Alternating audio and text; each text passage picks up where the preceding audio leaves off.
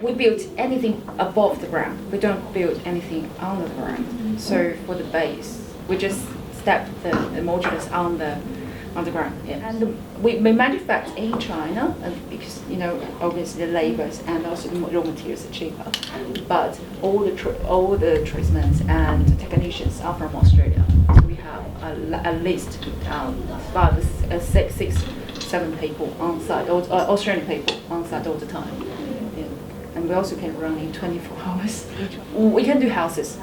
If we don't have land, we can do houses. Because we can that's for purely constructions. We can do house.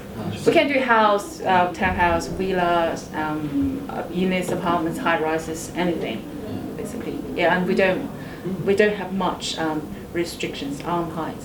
And because if you go to our factories, if you're going into the modulars, if everything basically is built up already, and even the facade can be built on site. Yeah, only the assembling should be built, should be done on the site. For me, as an outsider looking in, I'm just looking at a global perspective. Is environmentally more friendly. Tess just said that in Japan, most of the 60% modular. When we speak to designers, Teresa and myself have visited a few designers and property developers. They actually know about modular housing concepts it's been around for hundreds of years. But what is available now? This is the best technology that's available and is available in Australia. And especially in Australia, where you worry about all the unknown. You got strike in the union, and then got weather, etc. If you can.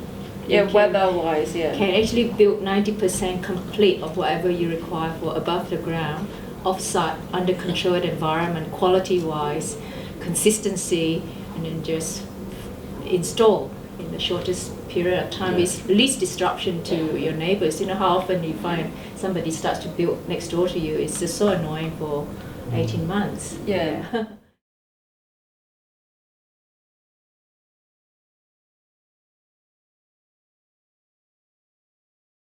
Basically, the construction process in Australia starts with buying the block of land. So before you buy the block of land, it's recommended you seek advice from a qualified professional, like a town planner or a property consultant or an architect.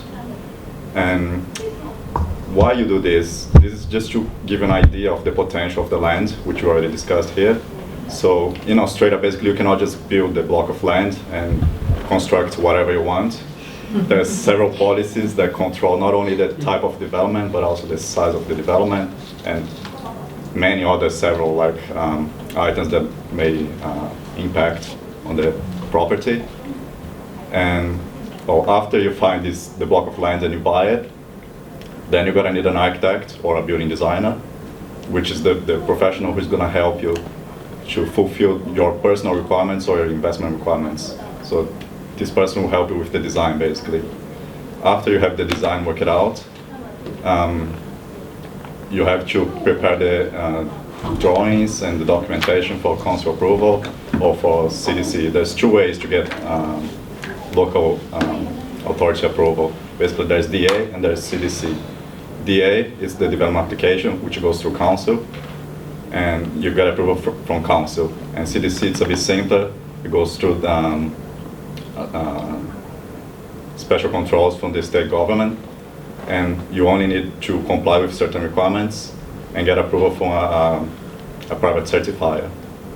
And after you get the approval for the design, you also need to submit a few more drawings and documentation, including structural drawings, geotechnical reports, to get a construction certificate.